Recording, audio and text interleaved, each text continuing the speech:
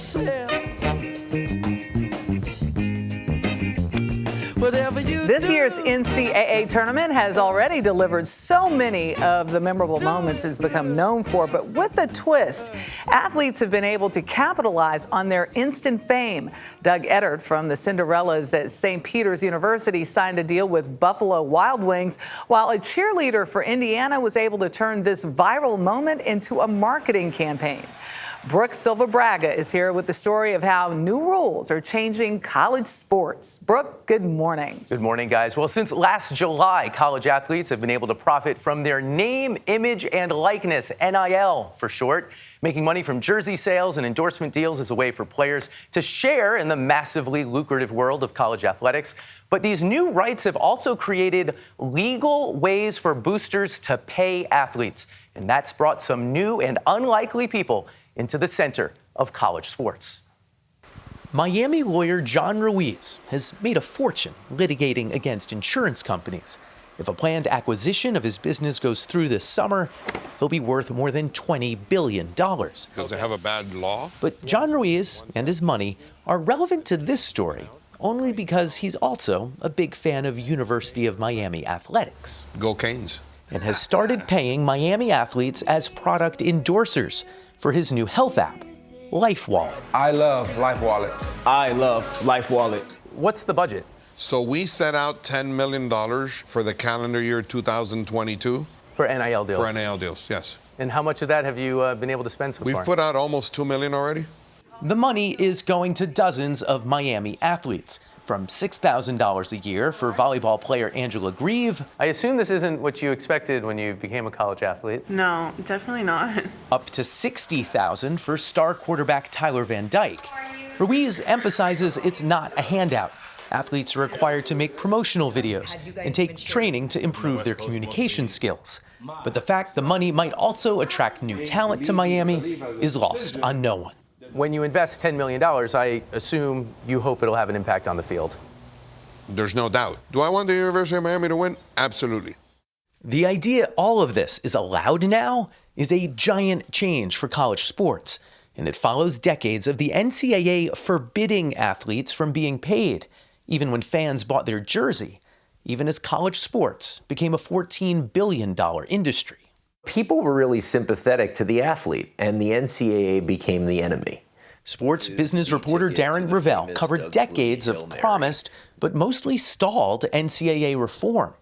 Then last summer, reform was imposed on college sports when several state legislatures passed laws giving their athletes name, image, and likeness rights, just as the Supreme Court dealt another blow to NCAA control, ruling they'd violated antitrust law. The NCAA, once they lost that case, went, all right, you guys figure it out.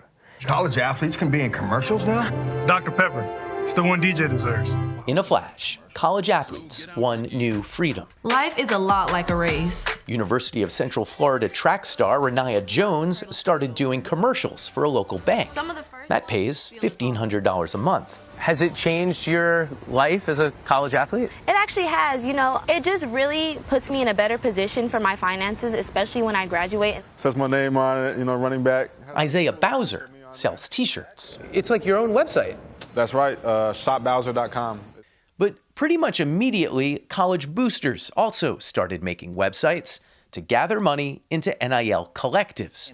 Luis Padilla is CEO of Dreamfield, the company that helped University of Central Florida fans launch their collective, called Mission Control. What's a collective?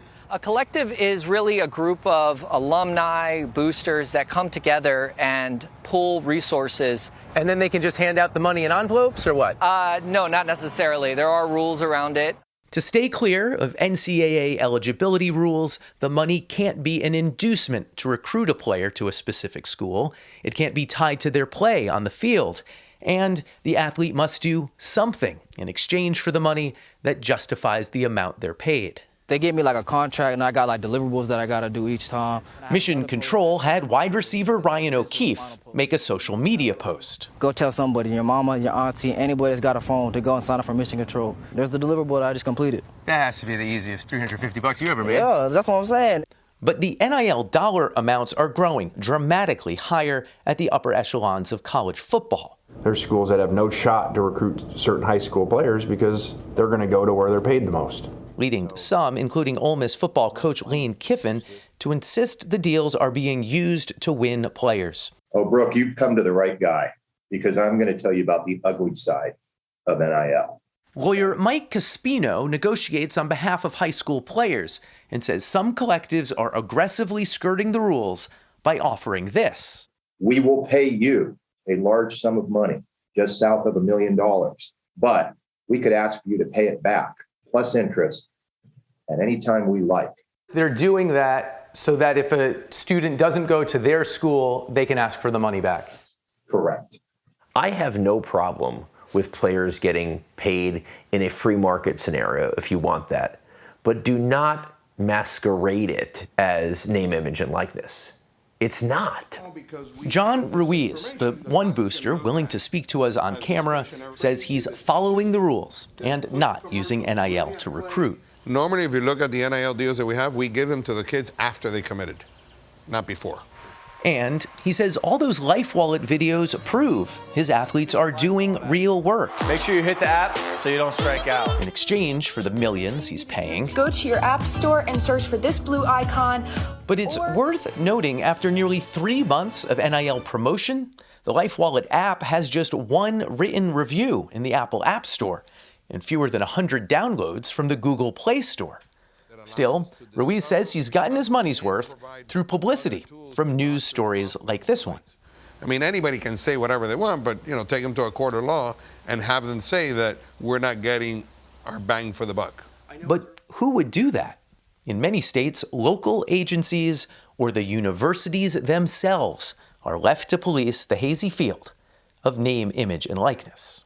If the NCAA is hands-off, this will become the new free market system. What are you worth? Whatever a booster is willing to pay to get you to this school.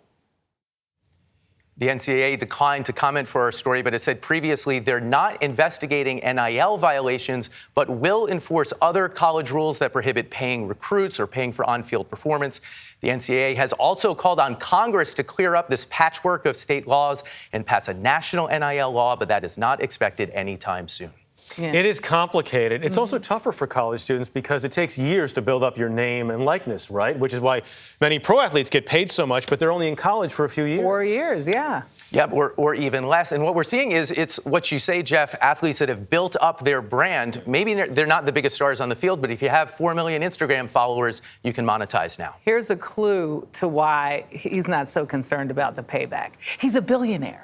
So, I mean, wouldn't you think that a booster that had that kind of, background and largesse, why would it matter to him what comes back on the other side? And he's certainly not the only one who perhaps cares more about what's happening on the field than on the balance sheet. And he's straightforward about it, too. He says, listen, I want my team to win. All right, Brooke, thank you very much.